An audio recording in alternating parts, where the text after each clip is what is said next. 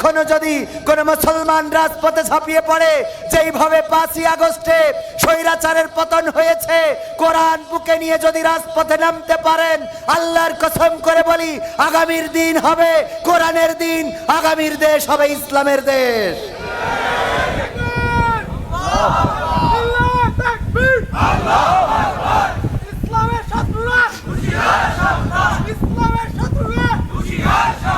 কাবা রক্ষায় যেই মহারব পাঠিয়েছিলেন আবাবিল, আজও তিনি দয়াময় তেমনই আছে, বদলেনি তো এক দিল।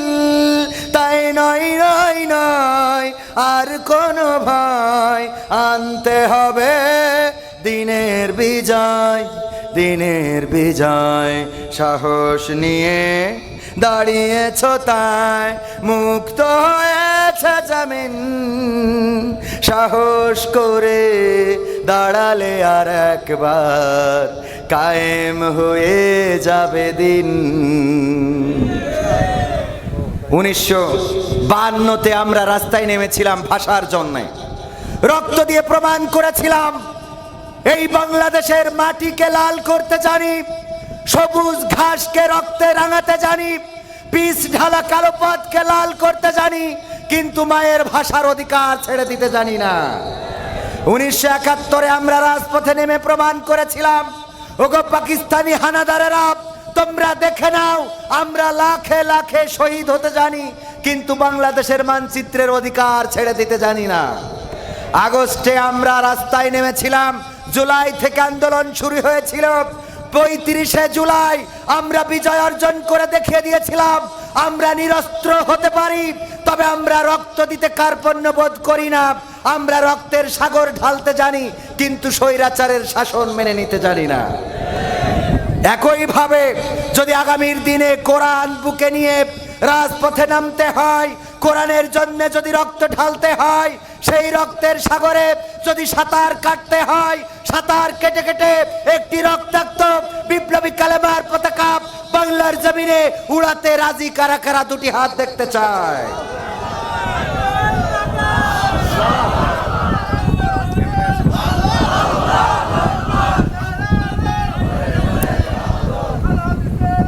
সম্মানিত ভাইয়েরা, অনেক জায়গায় যাওয়ার সুযোগ হয়েছে। আসলে সমস্যাটা হলো, এই জায়গাটা হলো সেই জায়গা যেই জায়গায় বাংলাদেশের সেক্রেটারি জেনারেলের, বাংলাদেশ জামাত ইসলামীর সেক্রেটারি জেনারেলের বাসা। আপনারা কাছে পেয়েছেন তো, এই জন্যই মূল্যায়ন কম, ঠিক না বে ঠিক? কাছের মানুষ বলে মূল্যায়ন কম। এই জায়গায় অন্তত বিপ্লবী চেতনার মানুষের দরকার কম ছিল না বেশি ছিল? স্লোগান যেভাবে দিয়েছেন তাতে স্বৈরাচার পালানো তো দূরের কথা, ওরা তো ঘাড়ের পরে বসবে, কথা কয় না? এই যদি হয় আওয়াজ, এই আওয়াজ দিয়ে ইসলাম কায়েম হবে না, এই আওয়াজ দিয়ে বাতিলের পরাজয় আনা যাবে না, বরং এমন আওয়াজ দিলে বাতিলেরা কাঁধে চেপে, আগে ছিল 15 বছর, এবার 30 বছর পার করবে। এই জন্যে অন্তত একটু ফোঁস করার দরকার আছে না নাই? সব দলেরই দেখা হলো, সব দলেরই দেখা হলো, কেমন করে চালায় দেশ। আগামীতে সাইজে দেখতে দাড়ি টুপির বাংলাদেশ, আগামীতে সাইজে দেখতে আল কোরআনের বাংলাদেশ। এমন নেতা চাই যে দেশে দুঃখ সবার বোঝে, গরিব দুঃখীর বাড়ি বাড়ি দুঃখ কষ্ট খোঁজে রে, দুঃখ কষ্ট খোঁজে। এমন নেতা চাই যে দেশে দুঃখ সবার বোঝে, গরিব দুঃখীর বাড়ি বাড়ি দুঃখ কষ্ট খোঁজে রে, দুঃখ কষ্ট খোঁজে। সব অধিকার ফিরিয়ে দিয়ে, সব অধিকার ফিরিয়ে দিয়ে আনবে দেশে খুশির লেশ। আগামীতে সাইজে দেখতে দাড়ি টুপির বাংলাদেশ, আগামীতে সাইজে দেখতে আল কোরআনের বাংলাদেশ।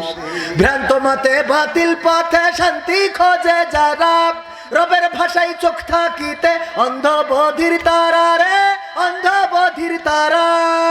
ভ্রান্ত মতে বাতিল পথে শান্তি খোঁজে যারা, রবের ভাষায় চোখ তাকিতে অন্ধ বধির তারা রে, অন্ধ বধির তারা। ভুলের পথে থাকলে অটল, ভুলের পথে থাকলে অটল, এহ পরকাল হবে শেষ। আগামীতে সাইজে দেখতে দাড়ি টুপির বাংলাদেশ, আগামীতে সাইজে দেখতে আল কোরআনের বাংলাদেশ। দুর্নীতি আর চাঁদাবাজি ভাই চলবে না এই দেশে, রুখে দিতে হবে তাদের আসলে ফ্যাসিস্ট বেশে রে, আসলে ফ্যাসিস্ট বেশে। দুর্নীতি আর চাঁদাবাজি ভাই চলবে না এই দেশে, রুখে দিতে হবে তাদের আসলে ফ্যাসিস্ট বেশে রে, আসলে ফ্যাসিস্ট বেশে। চললে আইন আল কোরআনের, চললে আইন আল কোরআনের, তবে দেশটা চলবে বেশ। আগামীতে সাইজে দেখতে দাড়ি টুপির বাংলাদেশ, আগামীতে সাইজে দেখতে আল কোরআনের বাংলাদেশ। আপনারা কি চান আল কোরআনের বাংলাদেশ দেখার জন্য? ইসলামী পক্ষের লোকের পক্ষে থাকতে হবে।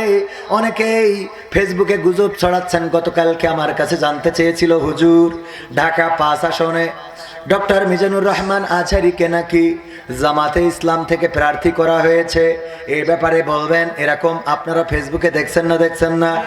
না, তাকে প্রার্থী করা হয় নাই এবং সেও প্রার্থী হয় নাই। আমাদের দেশ হলো গুজবের কি রাজধানী। গুজব যদি সারা দেশে গুজবের ফ্যাক্টরি থাকে, সারা পৃথিবীতে যদি গুজবের ফ্যাক্টরি থাকে, তাইলে তার রাজধানী হইল বাংলাদেশ।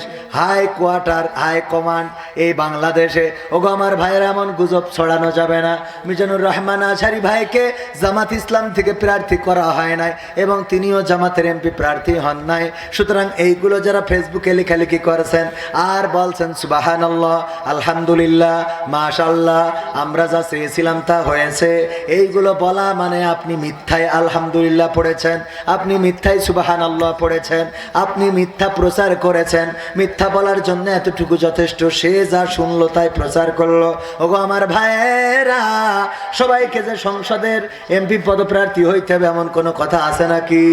না, এমপি প্রার্থীর বাইরেও ভালো কাজ করা যায় না, যায় না? বাইরে থেকেও ভালো কাজ করা যায়, আবার প্রার্থী হয়েও ভালো কাজ করা যায়। আল্লাহ যার দিয়ে যে খেদমতটা করাই নেবেন, কাউকে দিয়ে ওয়াজ করাই নেন, আবার কাউকে দিয়ে মিছিল করাই নেন, এমন আছে না নাই? এই খেদমত নেন কে? কাউকে দিয়ে আজান দিয়াই নেন, আবার কাউকে দিয়ে ইমামতি করাই নেন, কাউকে দিয়ে ইবনে সিনাই ডাক্তারি করাই নেন, আবার কেউ ডাক্তারদের উপরে সুপারভাইজার হয়ে যায় না, যায় না? ডাক্তার না কিন্তু ডাক্তার পরিচালনা করে, এমন আছে না নাই? তার মানে সংসদ সদস্য হইলেই যে ইসলামের কাজ করবে তা নয়, বরং সংসদ সদস্য না হয়েও সংসদ সদস্যদের পরামর্শ দেওয়া যেতে পারে না, পারে না? আল্লাহ সেভাবেই আমাদেরকে কবুল করুন। সিরাজ সর্দার 1000, সিরাজ সর্দার 1000, আল্লাহ দানকে কবুল করে। সর্দার মানুষ।